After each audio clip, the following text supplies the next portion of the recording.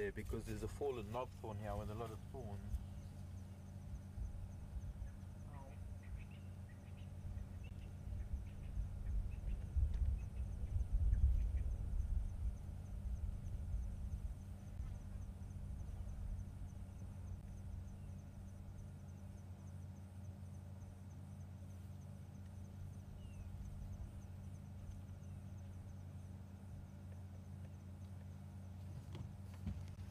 Sometimes I need shoes, and sometimes I don't even bring them with me.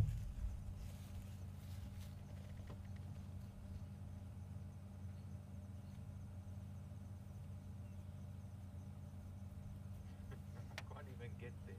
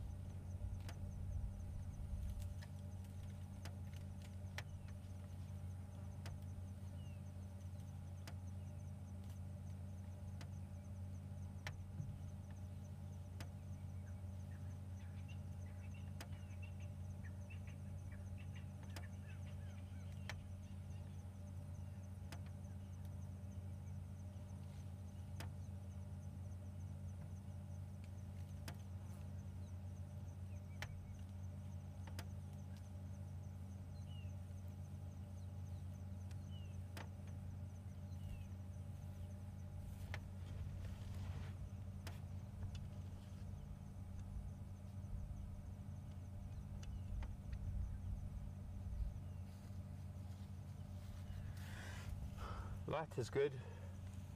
This is possibly one of the most interesting science fiction stories I can tell you today.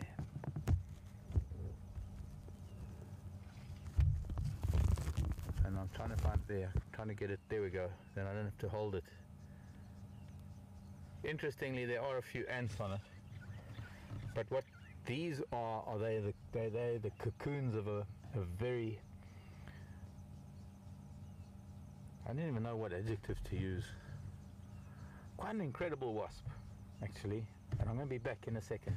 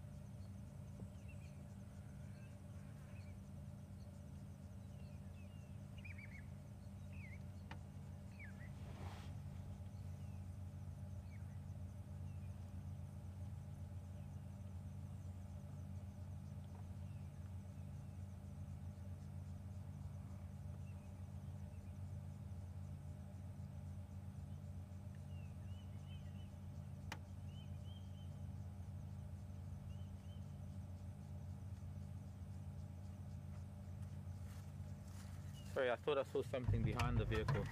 Let me tell you a story about this.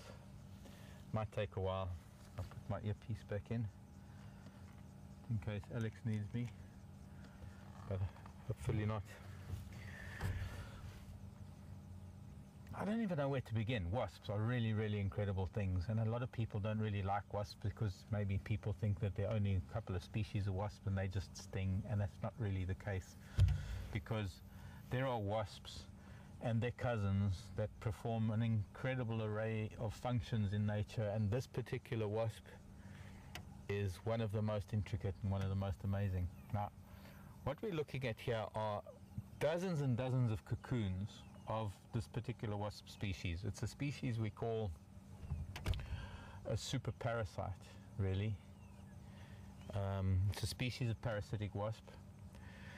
Now, some of the parasitic wasps, you might have seen pictures and you might have heard, maybe even I've spoken about them in the past, where they prey on spiders or caterpillars, and they'll sting caterpillars or spiders and they'll bury them in mud cocoons, or they'll make special things for them, or bury them underground in burrows and do all sorts of things. You get an incredible wasp that parasite or preys on the big baboon spiders, our African tarantulas, which are the size of my hand, and this big giant big blue bottle type wasp with metallic blue, metallic black. But these are different because these wasps prey, well, I need to tell you a story. There is a particular species of caterpillar that gets preyed on by a parasitic wasp, that the wasp will sting the caterpillar and it will lay its eggs inside the caterpillar, or an egg rather, and while the caterpillar is alive, the larva of the wasp will hatch and it'll start consuming the caterpillar from the inside while the caterpillar is alive. I mean, it's something out of a science fiction movie. But that is just a straight parasitic wasp. What it does is in stinging the caterpillar, it lays the egg, the caterpillar carries on eating the leaves and carries on doing what it has to do, but before it can actually pupate into a moth or a butterfly, it dies as a result of the parasitic wasp that's in its body finally eating the part of it that sustains life, and then that wasp becomes a pupa, and then it hatches into and it emerges as a wasp. These, on the other hand, being such tiny little wasps, are known as super parasitic wasps. They are so small that they lay their eggs on the edges of leaves, and the caterpillar swallows the eggs whole, and the eggs that are then ingested by the caterpillar are there not to eat the caterpillar, but to eat the wasp that's inside the caterpillar, to eat the wasp larva that's inside the caterpillar. And it reaches a stage just before the host, or rather the parasitic wasp that they're there to eat, just before it does anything, the caterpillar spins a very modified cocoon, almost like just a flat band of silk, as though it was going to go into pupation. And that's when these wasps, these parasitic wasps, take over the parasitic wasp inside the caterpillar, and then of course take over the caterpillar, lastly the caterpillar.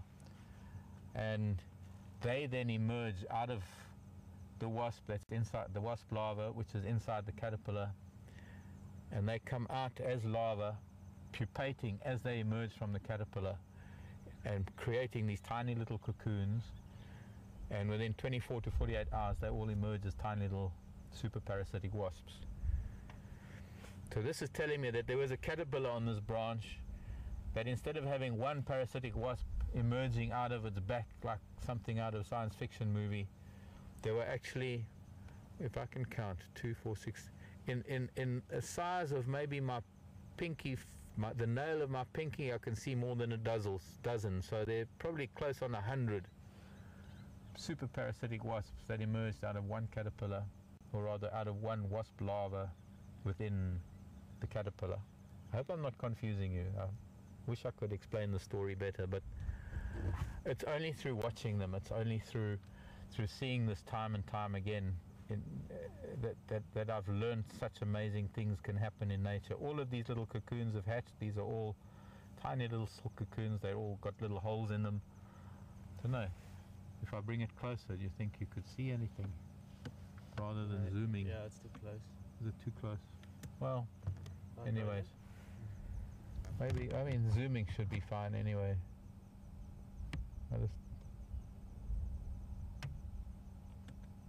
They've all hatched, all going to find more wasp larvae in caterpillars.